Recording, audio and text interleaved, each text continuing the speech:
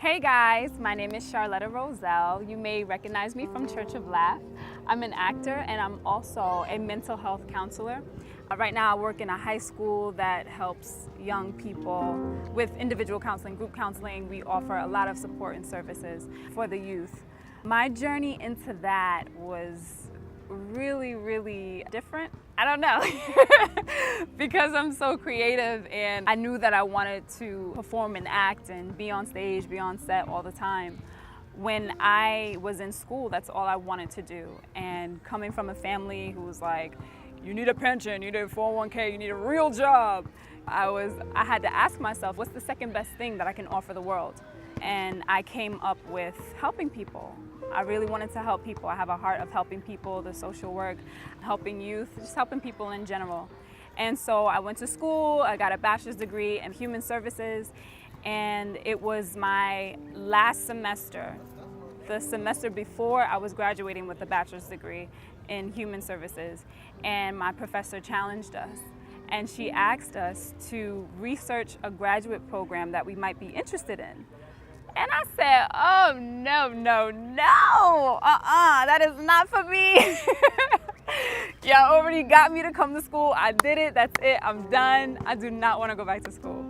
Needless to say, I wanted to pass that class and I wanted to get a good grade in that class, so I went ahead and did that assignment. And it wasn't so bad. When I researched it, I found a program that I felt was right for me. And I ended up going to Nyack Alliance Graduate School of Counseling. And there, I thought that the program was just do your 2 years and you become a therapist and that's it. And that was not the case at all. It was definitely knowledge-based, but it was also personal-based, which meant that if I wanted to become a mental health counselor, I would need to undergo 12 weeks of mental health counseling myself. And I was like, whoa. You know, we got to do all of that. You know, I wasn't really looking forward to it, but I was cool with it at the same time. When we talk about the thoughts that God changed, it would definitely be my thoughts around therapy. I come from a family, everything is pretty much within the family. You don't really talk about things that are going on with other people. And I recognize that for the Black community, and not only for the Black community, but also for the church community, the Black church community. And it's always a thing of, if there's something going on, you keep it to yourself. You know what I mean? You deal with it. You take it to God in prayer. And if you're not taking it to God in prayer, or if things are not happening, you're not praying hard enough, or your faith is not where it needs to be. And so many times I grappled with that, and God really changed my mindset about therapy, individual therapy. And so many beautiful things happened in my individual sessions where I realized that freedom and liberation not only happens in the church, but freedom and liberation can absolutely happen in therapy, in the presence of truth, in the presence of honesty, in the presence of a healthy therapeutic relationship, somebody that is looking to help you and to help process your thoughts when sometimes you can't think straight or your mind is scattered. And I believe that this is so prevalent for artists as well. There's so many artists that we've lost to depression, to substance abuse, and it's a hard thing, and I didn't think that mental health belonged to me or that it was a part of me. I'm like, I'm not scientific at all. I'm an artist. And God truly showed me, and He exposed to me that this is absolutely needed in a creative environment where there is room for mental health.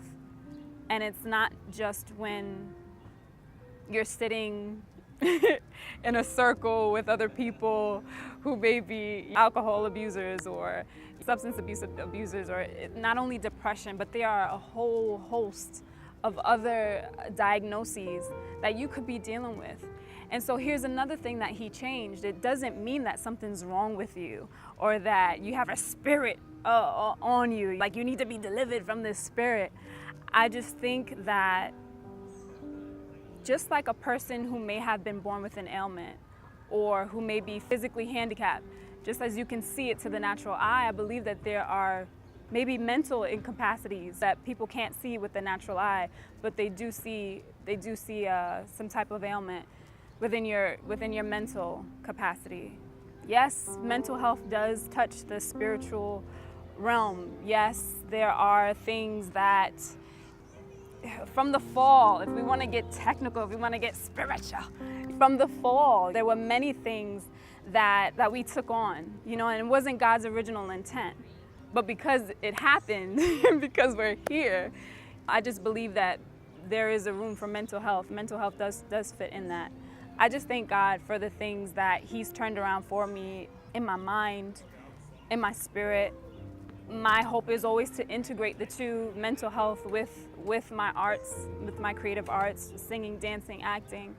And mental health doesn't always mean a diagnosis, you know what I mean? It could mean how to better handle things, how to handle a crisis, how to be stress-free, self-care. You know what I mean? Like, there are so many things that fall under that gamut. I am just so honored to be featured on Thoughts of Redemption. Mental health is very important. I encourage you, if you feel like you're going through a mental illness, if you feel like you've been diagnosed, and that's another thing, don't Google your diagnoses. It don't mean go see a professional. Go see a professional, because we will come up with all these diagnoses about ourselves. Seek for help and be open, and it's okay. It's okay. It's okay. We're human. And I think that once we face the truth, then God can really do His work. But if we totally ignore it, or we just believe that, if we just need to pray on it, we may not get as far as we need to. So thank you very much, and be blessed.